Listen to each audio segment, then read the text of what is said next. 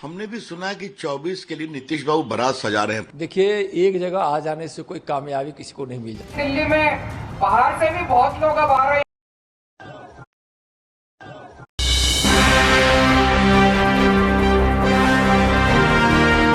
विपक्षी दल की बैठक शुरू तो हुई, मगर केजरीवाल को नजरअंदाज किया जा रहा है।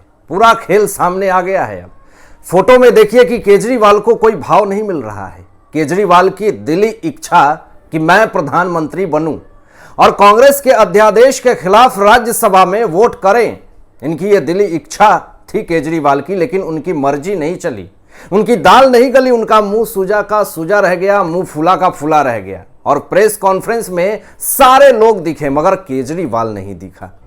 पीएम बनने की जिज्ञासा मन में लिए सारे पटना पहुंचे थे, मगर सब खाली हाथ लौट गए। कि कहीं दिल में पीएम बनने के अरमान है, तो कहीं पीएम बनने की दिली ख्वाहिश, कहीं पीएम बनने की दबी इच्छा है, तो कहीं पीएम बनने की चुपी तमन्ना, कहीं पीएम बनने का सपना है, तो कहीं पीएम बनने का ख्वाब। किसी के भी दिल को टटोलो, मिलता है एक ही जवाब, भाइयों और बहनों, मुझे प्रधानमंत्री बनाओ। पीएम की कुर्सी को हथियाना है। बिहार में विपक्षी दलों की बैठक खत्म हो गई है दोस्तों, और सूत्रों की माने तो इसमें किसी निर्णय पर नहीं पहुंचा जा सका है। सूत्रों का दावा है कि कांग्रेस और आम आदमी पार्टी में बैठक के दौरान तीखी बहस हुई है, नोकझोंक हुआ है। केजरीवाल ने पूरी कोशिश की कि कांग्रेस मेरा समर्थन करे अध्यादेश कानून के खिलाफ, लेकिन कांग्रेस ने थोड़ी भी सहमति नहीं जताई। तीखी बहस भी हो गई, आंखों से वार भी हो गया, कुछ बड़ा बवाल हो सकता था वहां पर, लेकिन केजरीवाल फिर भी निर्लज की तरह कोशिश करते रहे कि कोई समर्थन कर दे। हमने भी सुना कि 24 के लिए नीतीश बाबू बारात सजा रहे हैं पटना में। बारात में दूल्हा भी होता है ना, तो इस 24 की बारात का पटना का दूल्हा कौन है? देखिए, एक जगह आ जाने से कोई कामयाबी किसी को नहीं मिल जा सकती है, और सब लोगों ने महसूस किया कि नरेंद्र मोदी जी के सामने विपक्ष में कोई नेता ऐसा नहीं है जो खड़ा हो सकता है। केजरीवाल कितने मतलबी हैं यह तो साबित कर दिया उन्होंने खुद। एक सौदा लेकर के, एक स्वार्थ से वह पटना पहुंचे थे, लेकिन मुंह फुलाकर गुस्से से लाल होकर के 45 डिग्री गर्मी में झुलसते हुए दिल्ली भागे। बिहार की जनता का अपमान करने वाले केजरीवाल आज कैसे बिहार की धरती पर पैर रखा, कैसे बिहार की जनता ने उनको बिहार की धरती पर पैर रखने दिया। जिस बिहार वासियों की उन्होंने अपमान करी थी, इस वीडियो में क्या कहा है आपको दिखाते हैं कि केजरीवाल किस तरीके से बिहार की जनता का अपमान हमेशा करते हैं, लेकिन आज उसी बिहार की धरती पर एक आंदोलन करने की असफल कोशिश कर रहे हैं। दिल्ली में बाहर से भी बहुत लोग अब आ रहे हैं इलाज कराने के लिए। अब ऐसा है कि बिहार से एक आदमी 500 रुपए की टिकट लेता है, दिल्ली में आता है, अस्पताल में 5 लाख रुपए का ऑपरेशन फ्री में करा के वापस चला जाता है। क्या बिहार की जनता इतनी गरीब और इतनी लाचार है कि 500 का टिकट खरीद के वह दिल्ली जाकर के 5 लाख का इलाज करवाते हैं? और यह अपमान केजरीवाल ने किया है। कभी भी बिहार की जनता केजरीवाल को माफ करेगी, उनको समर्थन करेगी? कभी भी समर्थन नहीं करेगी आगे आकर के बिहार की जनता, बिल्कुल भी नहीं। जम्मू में गृह मंत्री अमित शाह ने कहा कि पटना में फोटो सेशन चल रहा है, वो संदेश देना चाहते हैं कि वो मोदी जी को चुनौती देंगे। मैं उन्हें बताना चाहता हूं कि चाहे वो कुछ भी करें, वो कभी एकजुट नहीं रहेंगे। 300 से ज्यादा सीटें हासिल कर पीएम नरेंद्र मोदी एक बार फिर पीएम बनेंगे। आइए देखिए अमित शाह जी ने क्या कहा। पटना में एक फोटो सेशन चल रहा है, सारे विपक्ष के नेता एक मंच पर इकट्ठा हो रहे हैं और संदेश देना चाहते हैं कि हम भारतीय जनता पार्टी को, एनडीए को और मोदी जी को चैलेंज करेंगे। मैं सारे विपक्ष के नेताओं को एक कहना चाहता हूं, कितने भी हाथ मिला लो, आपकी एकता कभी संभव नहीं है, और हो भी गई तो कितने भी इकट्ठा होकर जनता के सामने आ जाइए। 2024 में 300 से ज्यादा सीटों के साथ नरेंद्र मोदी जी का प्रधानमंत्री बनना तय। बीजेपी प्रदेशाध्यक्ष सम्राट चौधरी ने कहा कि नीतीश कुमार सत्ता दुरुपयोग कर रहे हैं। सीएम हाउस में क्या किसी राजनीति दलों की बैठक हो सकती है? बिहार से कुछ लेना देना नहीं है इनको। केंद्रीय मंत्री स्मृति ईरानी ने बैठक पर कहा कि यह हास्यास्पद है। कांग्रेस पार्टी का आभार व्यक्त करना चाहती हूं कि कांग्रेस मान चुकी है कि अकेले मोदी को हराने में समर्थ नहीं है, उसे सहारे की जरूरत है। कांग्रेस ने यह मान लिया है, यह साबित कर दिया है विपक्षी दल मुलाकात करके। अब जब कांग्रेस समर्थन नहीं कर रही है केजरीवाल का अध्यादेश के खिलाफ, तो अब कैसे आम आदमी पार्टी के नेता यह बात कह रहे हैं कि कांग्रेस और बीजेपी की साठगांठ है, इसलिए कांग्रेस अध्यादेश के खिलाफ हमारा समर्थन नहीं कर रही है। केजरीवाल ने एक और नीच हरकत वाली बयानबाजी दी है कि मैं विपक्षी दल का तब तक समर्थन नहीं करूंगा जब तक कांग्रेस मेरा अध्यादेश के खिलाफ मेरा समर्थन नहीं करेगी। तो इतने बड़े ढोंगी, कितने बड़े लोभी, लालची किस्म के व्यक्ति हैं केजरीवाल, अपनी फायदा के लिए ही यह इस तरह की हरकत करेंगे। जरा विपक्षी दल के बीच में एक मुद्दा शीश महल का भी उठा दीजिए केजरीवाल जी की कैसे 45 करोड़ रुपए आपने रिनोवेशन के नाम पे लगा दिए शीश महल में। यह मुद्दा तो आप नहीं उठाएंगे क्योंकि आप एक्सपोज हो जाएंगे।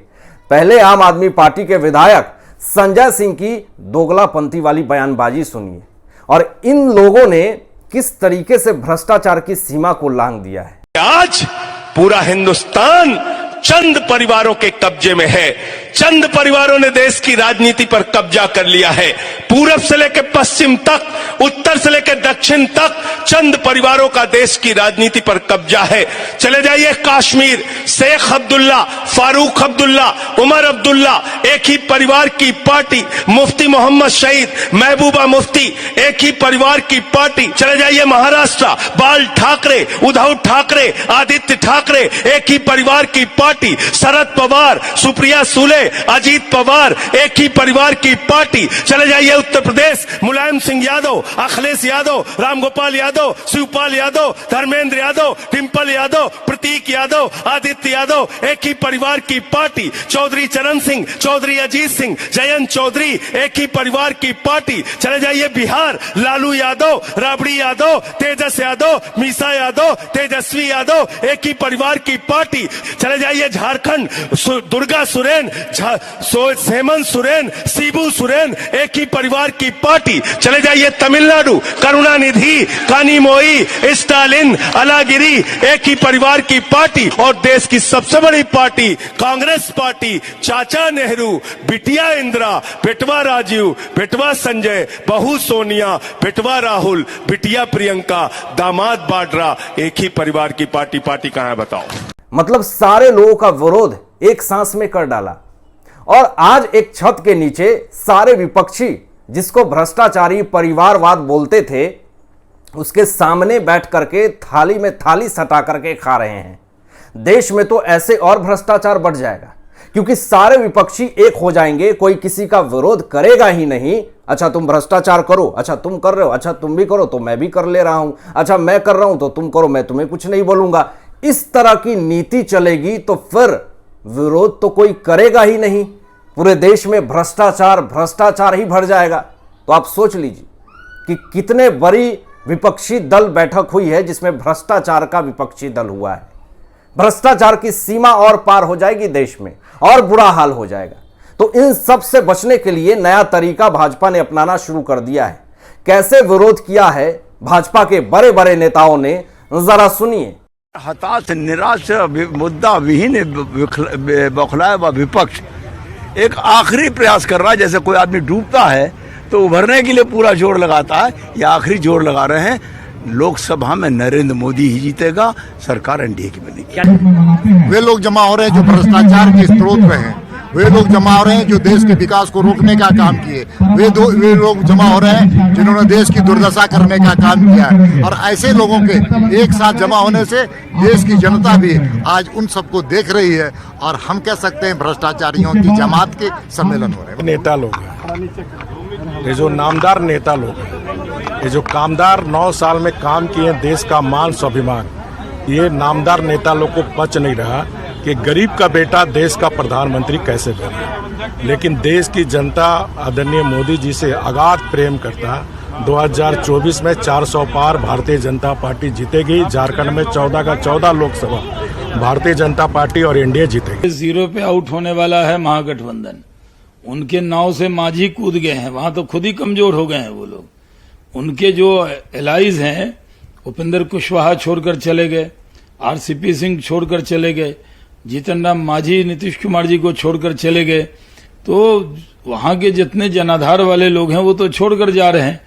बाहर से एमके स्टालिन जाकर वहां वोट बढ़ा देने वाले हैं क्या? बिहार के अंदर तो वो वोट बढ़ाएंगे नहीं।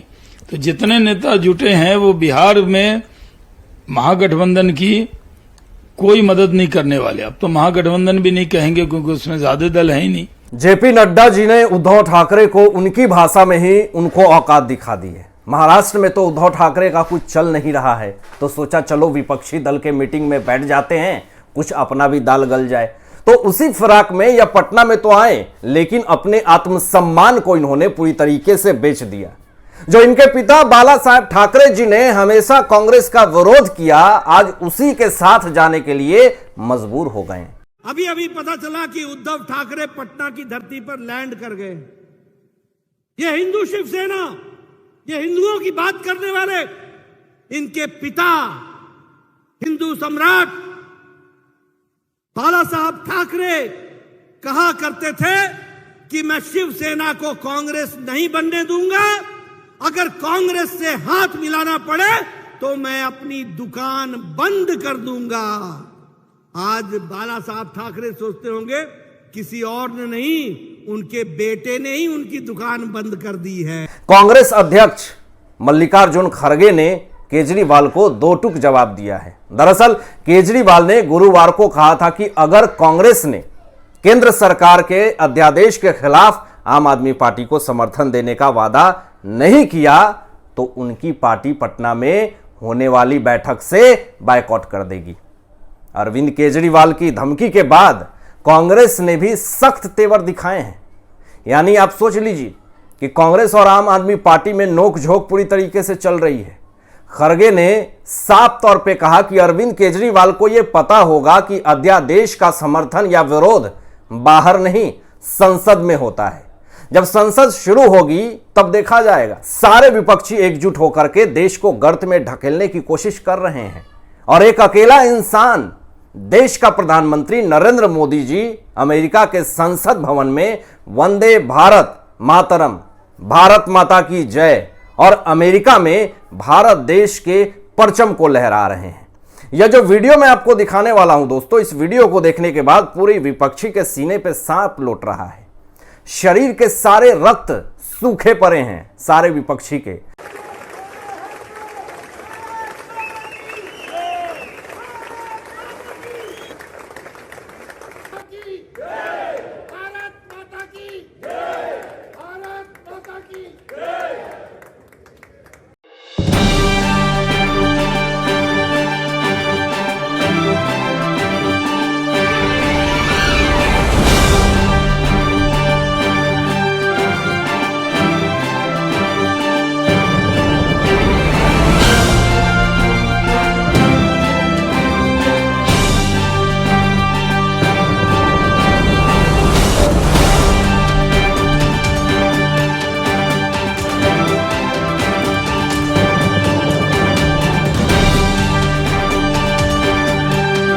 इस वीडियो में बहुत ऐसी सच्चाई है जो देखने के बाद आपको यह एहसास होगा कि देश का प्रधानमंत्री नरेंद्र मोदी जी का होना कितना ज्यादा जरूरी है। अगर नरेंद्र मोदी जी प्रधानमंत्री नहीं बनते हैं 2024 में तो सच में देश में बहुत बड़ा बवाल हो जाएगा और सारे विपक्षी की जो नीयत है उसमें यह लोग सफल हो जाएंगे।